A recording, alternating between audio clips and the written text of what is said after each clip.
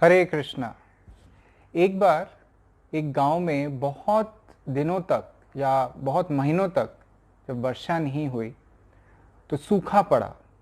लोग त्रस्त हो गए थे सूखे के कारण एवं उनको समझ में नहीं आ रहा था कि किस प्रकार इस सूखे से हमको त्राण मिले। तभी वहाँ पे एक बाबा आए और जब उन्होंने बाबा से पूछा कि बाबा आप हमको इसका कुछ समाधान दीजिए, तो वो साधु जो थे, वो बाबा जो थे, उन्होंने ये कहा कि वो जो पहाड़ी है, पहाड़ी के ऊपर जो मंदिर है, वहाँ जाके जब हम लोग प्रार्थना करेंगे अपने दिल से एवं पूजा अर्चन करेंगे बहुत अच्छे से, तब भगवान प्रसन्न होके हमें वर्षा देंगे।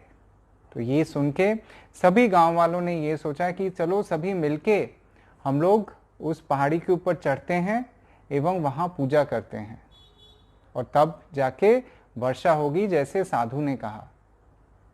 जब उन लोग ये कर रहे थे और ऊपर जा रहे थे, तब सिर्फ एक गांव का व्यक्ति था जिसने अपने साथ छतरी ली थी, क्योंकि सिर्फ उसी को ये विश्वास था, ये श्रद्धा थी कि साधु ने जो कहा है कि हम लोग भगवान से जब प्रार्थना करेंगे तो वर्षा होगी, तो ऐसा हो सकता है कि जब हम लोग पहाड़ी से उतरें, हम लोग उतरन करें पहाड़ी से, तो वर्षा हो सकती है। और इस वजह से उसने अपने साथ छतरी ली थी।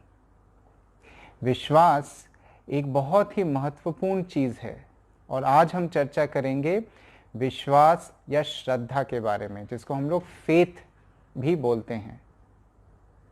नमो विष्णुपादाय कृष्ण पृष्ठाय भूतले श्रीमते भक्ति वेदांत स्वामी निति नामिने नमस्ते सरस्वती देवे गौरवाणी प्रचारिणे निर्विशेष शून्यवादी पाश्चात्य देशतारिणे। जय श्री कृष्ण चैतन्य प्रभु नित्यानंद श्री अद्वैत गदाधार शिवासादि गौर भक्तवृंद। हरे कृष्णा कृष्ण कृष्ण हरे हरे, हरे राम राम राम हरे हरे।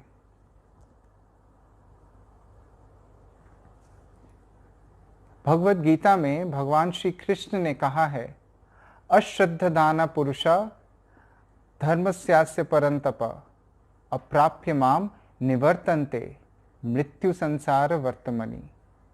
अर्थात जो भक्ति के इस पथ पे श्रद्धा नहीं रखता है, अश्रद्धादान पुरुषा, जो ऐसे लोग रहते हैं उनको मैं कभी प्राप्त नहीं होता हूँ। चाहे वो कुछ भी कर लें, जितना भी जतन, जितना भी प्रयत्न कर ले, लेकिन ये जो प्रोसेस है, ये जो प्रक्रिया है भक्ति की, जो भक्ति योग है, उसमें अगर श्रद्धा नहीं रहता है तो उसे मैं कभी प्राप्त नहीं होता हूँ। और उसके साथ क्या होता है?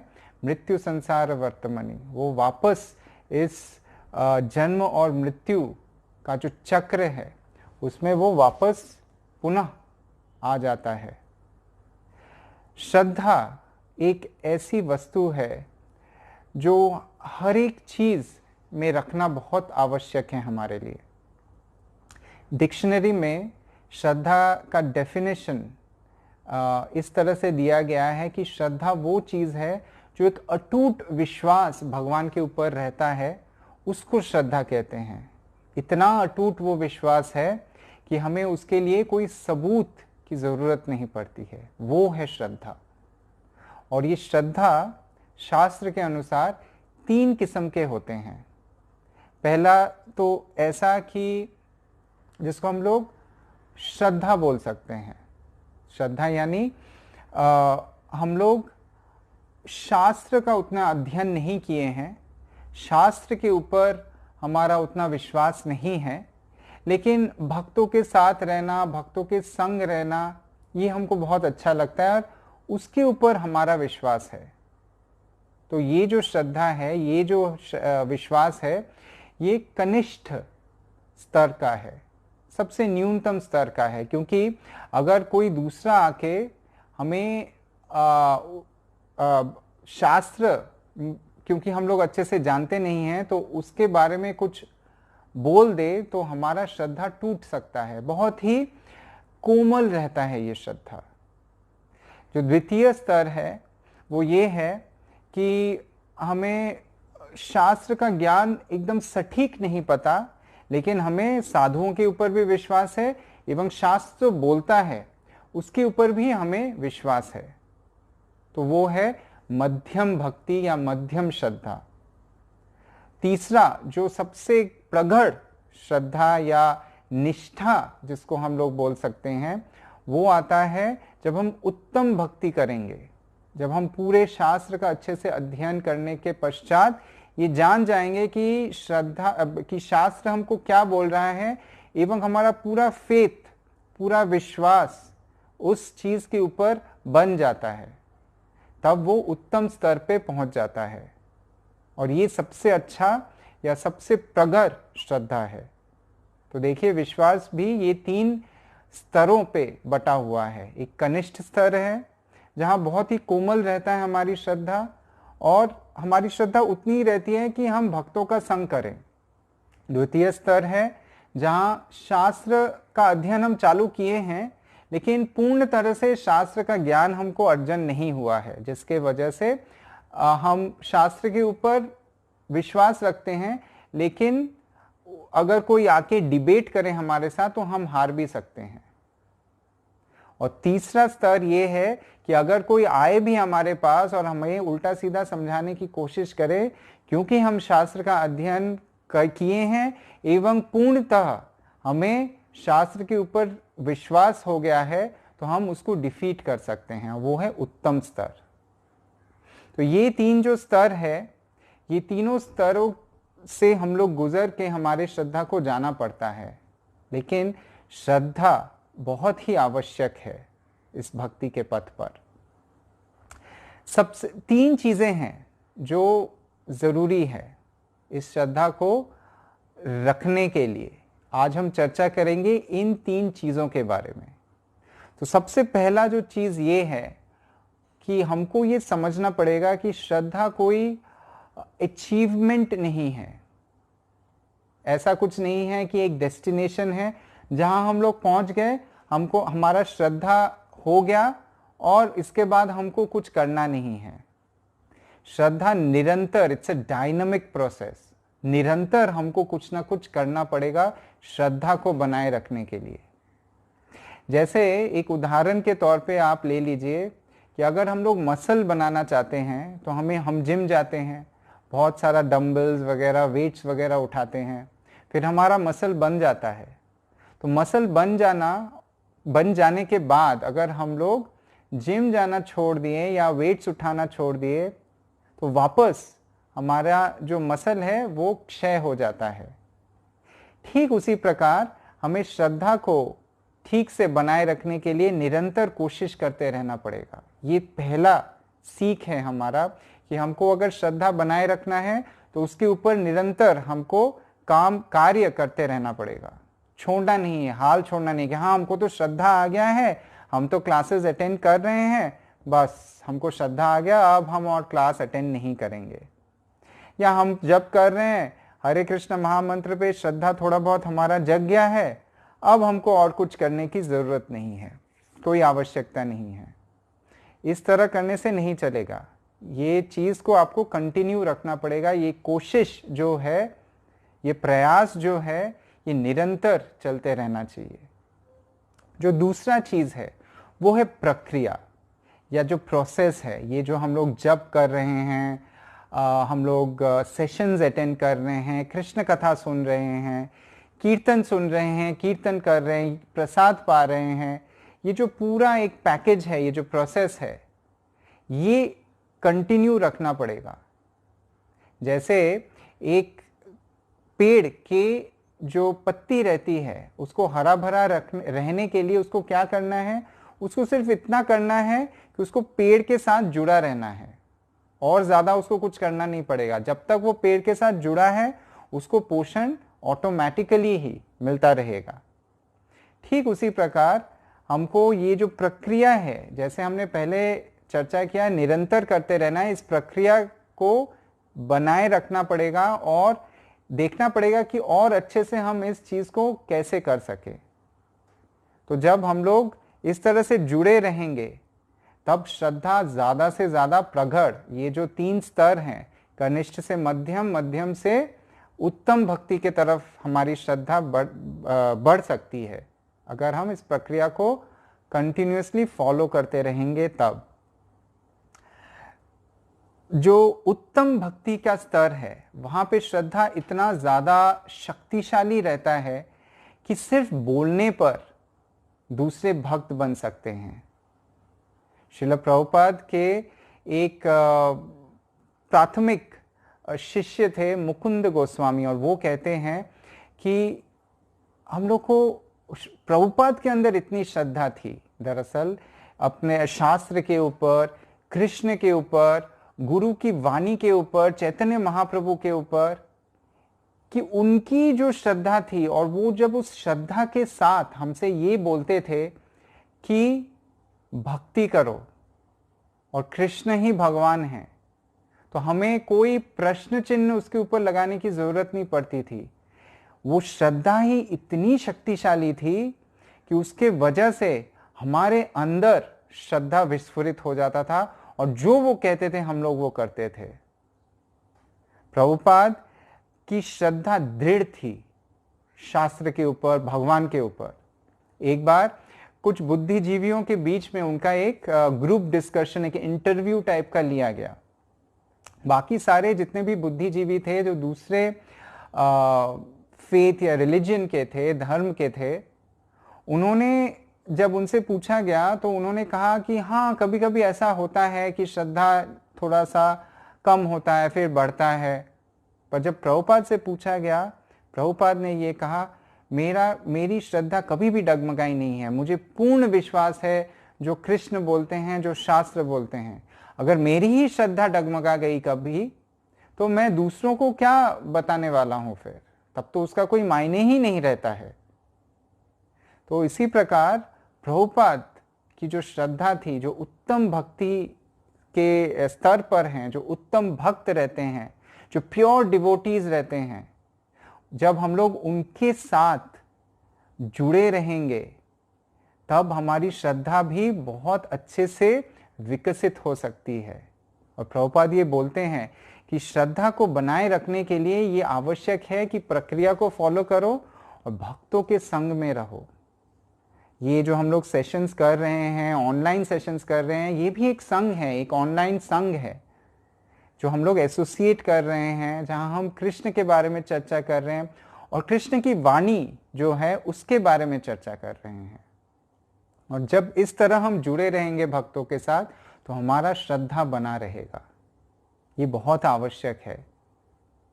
एक बार प्रभुपाद से किसी ने, जब वो मॉर्निंग वॉक कर रहे थे, उनके एक भक्त ने उनसे पूछा, उनके एक शिष्य ने उनसे पूछा कि प्रभुपाद, कौन सा पहले है, कौन सा ज्यादा जरूरी है, ज्ञान या श्रद्धा? वाकई में ये सवाल कई बार हमारे मन में भी जगता है कि कभी कभी लोगों को लगता है कि हम बहुत शास्त्र का अध्ययन करेंगे, ज्ञान अर्जन करेंगे तो श्रद्धा की वृद्धि होगी।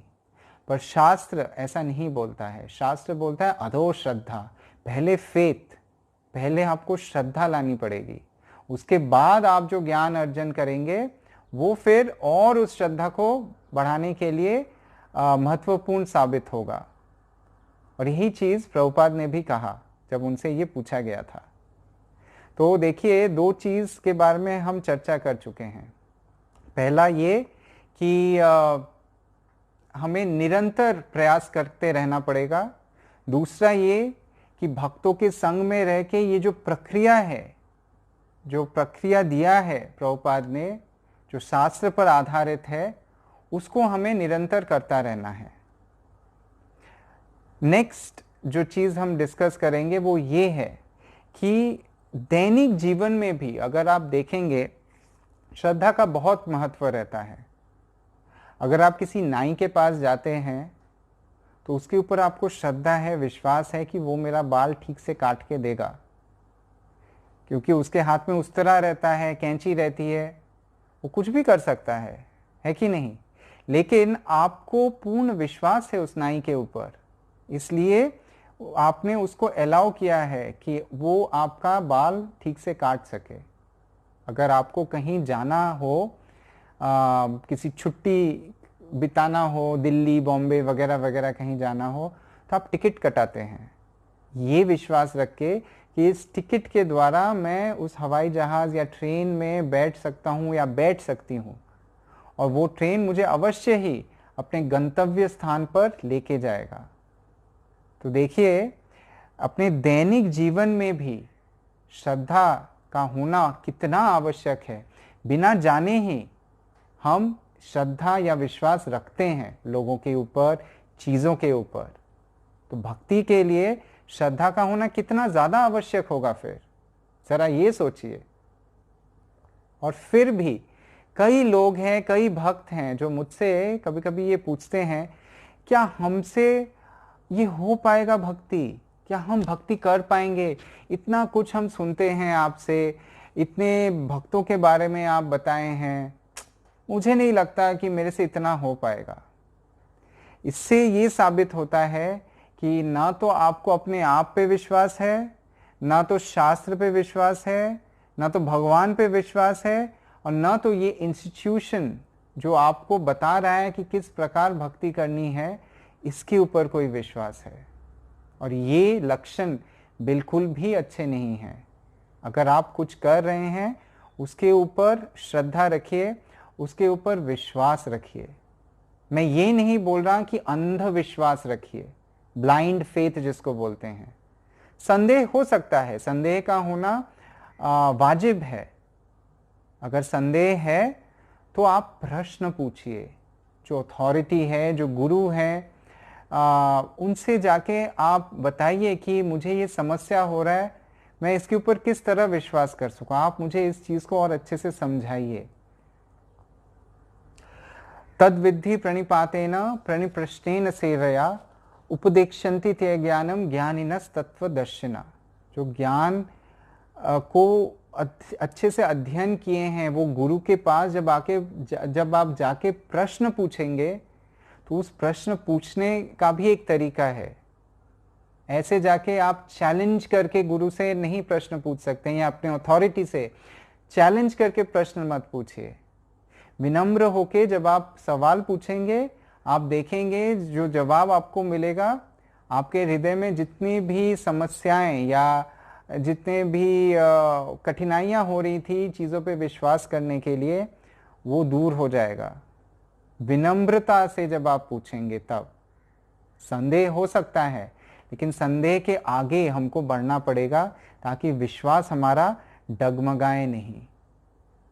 तो ये दो चीज़ हैं, प्रक्रिया एवं निरंतर उस प्रक्रिया को करते रहना, उसके ऊपर काम करते रहना। तीसरा जो चीज़ है वो है उत्साह। जब हम भक्तों के संग में आके भक्ति की ये जो प्रक्रिया है, इसको करने की कोशिश करेंगे, तो उत्साह हमको मिलेगा ऑटोमेटिकली। और उत्साह से जब हम लोग भगवान के गुण कीर्तन का श्रवण करेंगे, लीला का श्रवण करेंगे, तो विश्वास अपने आप बढ़ता जाएगा। विश्वास सिर्फ इतना ही नहीं है कि भगवान का सुनना है, भगवान के बारे में सुनना है, भगवान की सेवा करनी है, पर विश्वास ये भी है कि हम उत्साह के साथ उस चीज़ को करें। जब हम उत्साह के साथ किसी भी चीज़ को करते हैं, तब क्या होता है, तब वो विश्वास और ज़्यादा गाढ़ा बनता जाता है। और ये बहुत ही आवश्यक है, उत्साह का रखना। तो ये जो 3 चीज़ें, निरंतर करते रहना, दूसरा है जो प्रक्रिया है, भक्तों के संग में आना, उस प्रक्रिया को करना, और तीसरा है उत्साह के साथ उस चीज़ को करना।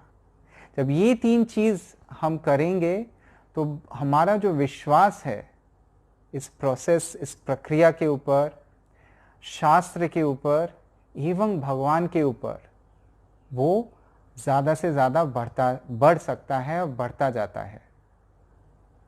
विश्वास, श्रद्धा, निष्ठा अत्यंत आवश्यक है। चलिए, शास्त्र यानी भगवद गीता विशेषकर, वहाँ से हम कुछ चीज़ें आज चर्चा करते हैं और देखते हैं कि किस प्रकार वो सारी चीज़ें सुनकर हमारा विश्वास बढ़ सकता है भगवान के ऊपर। हालांकि भगवद गीता भरा पड़ा हुआ है ऐसे श्लोकों से जिसे सुनकर हमारा विश्वास और ज़्यादा प्रगाढ़ होता है भगवान पर। लेकिन हम कुछ चुनिंदा श्लोक लेंगे और उस पर चर्चा करेंगे। सबसे पहले तो हम कृष्ण को भगवान क्यों माने? इतने सारे देवी देवता हैं, तो हम कृष्ण को ही क्यों भगवान माने?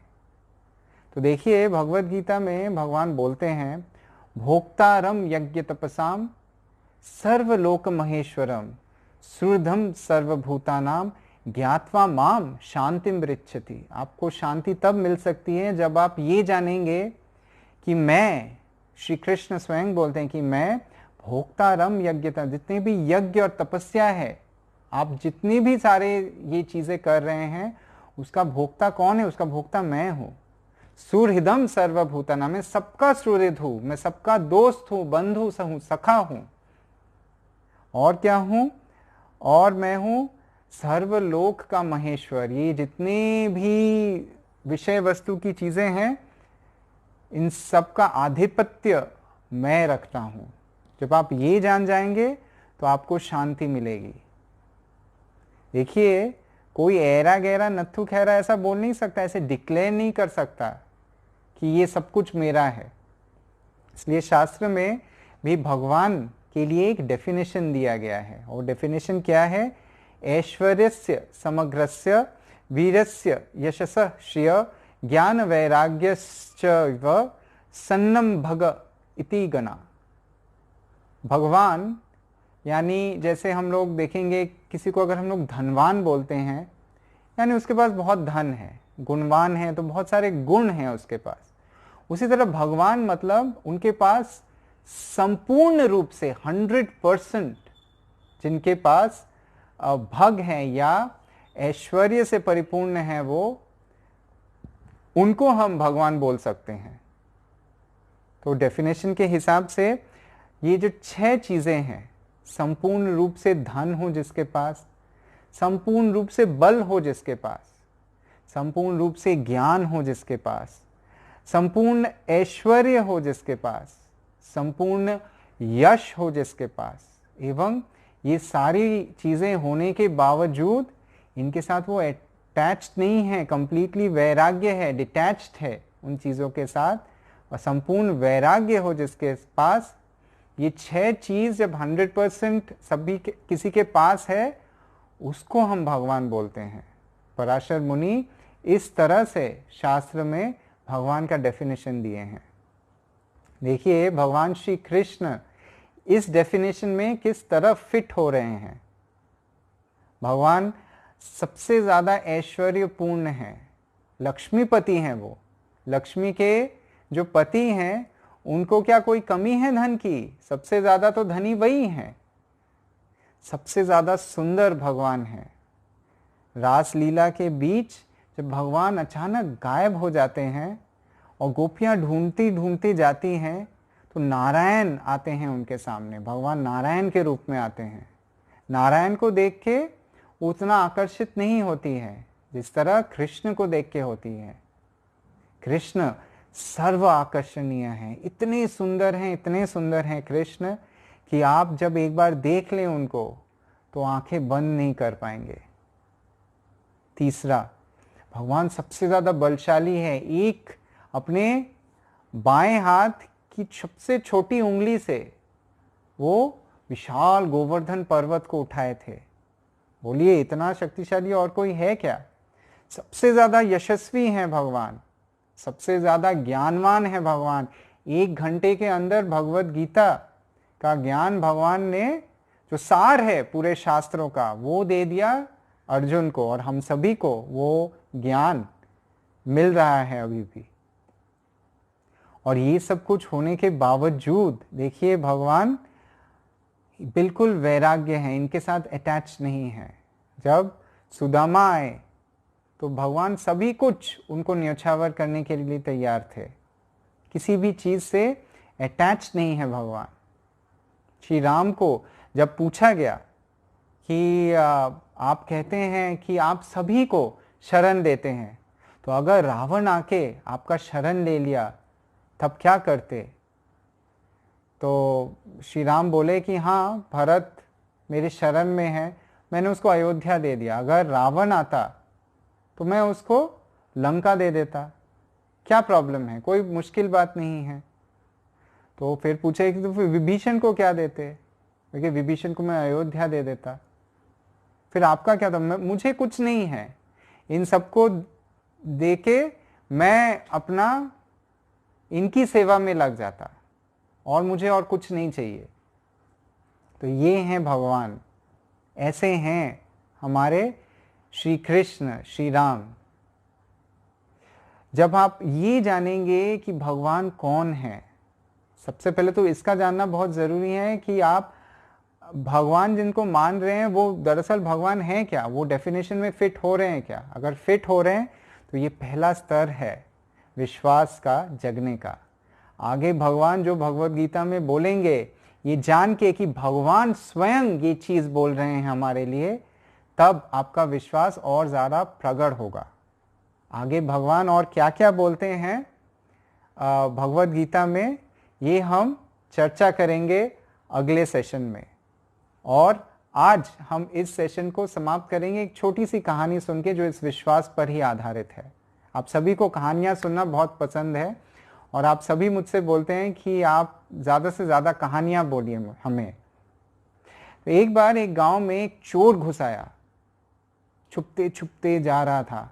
उसने देखा कि गांव में प्रवचन हो रहा है, सारे गांव वाले एक जगह जुट होके एक साधु संत आए हैं एवं वो प्रवचन दे रहे हैं और सभी सुन रहे हैं। तो पुलिस से बचने के लिए वो चोर क्या किया, वो उस जो भीड़ था, प्रवचन का भीड़ था, उसके अंदर वो शामिल हो गया और वो भी थोड़ा बहुत सुन रहा था कि ये साधु क्या बोल रहे हैं।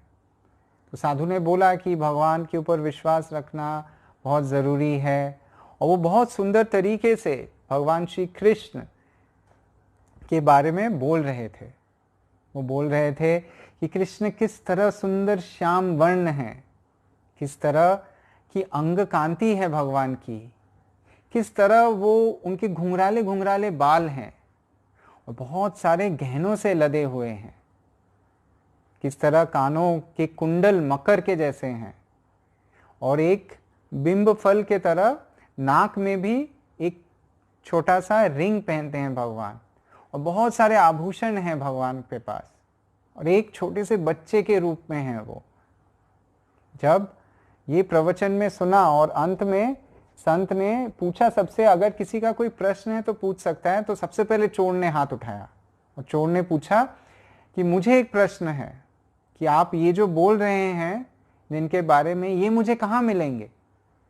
तो साधु ने कहा तुम जाओ वृंदावन के जंगल में और उस वन में जाके वहां पुकारो कृष्ण कृष्ण करके, वहां तुमको भगवान श्री कृष्ण मिल जाएंगे। ये जो बच्चे के बारे में मैंने बताया, ये तुमको वहां मिल जाएंगे।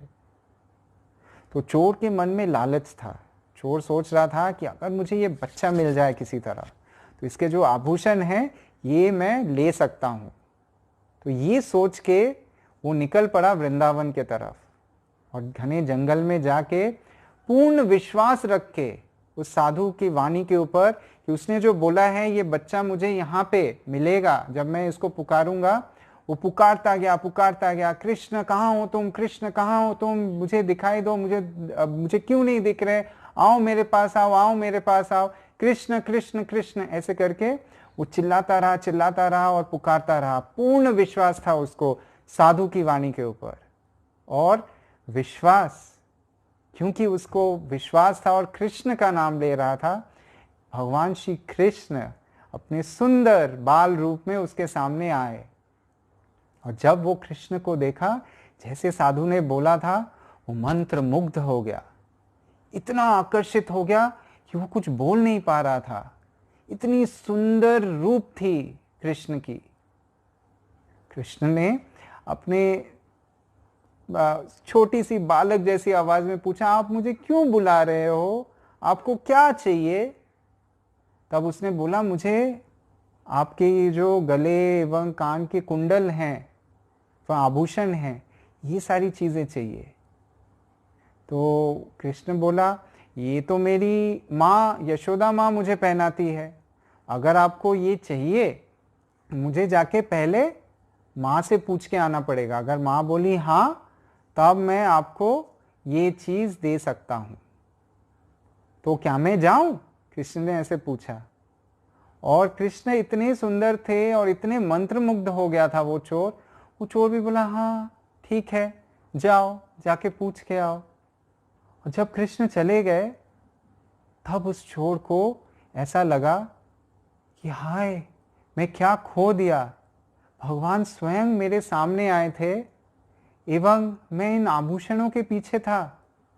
और पुनः वो फिर से बहुत ही हाहा करके वो कृष्ण का नाम लेने लगा और पुकारने लगा, भगवान आप कहाँ हैं? कृष्ण आप कहाँ हैं? मुझे दर्शन दीजिए, मुझे दर्शन दीजिए, मुझे दर्शन दीजिए।